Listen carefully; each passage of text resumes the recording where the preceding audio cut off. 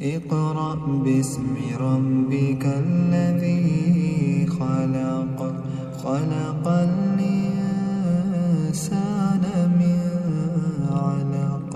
اقرأ وربك الأكرم الذي علم بالقلم علم الإنسان ما لم يعلم كلا إن الإنسان ليطغى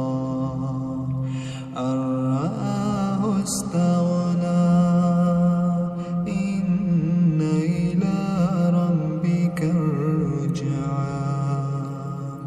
أرأيت الذي ينهى عبدا إذا صلى أرأيت إن كان على الهدى أو أمر بالتقوى أرأيت إن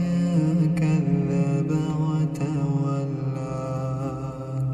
ألم يعلم بأن الله يرى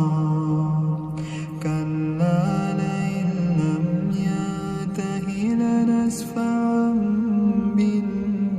بالناصية ناصية كاذبة خاطئة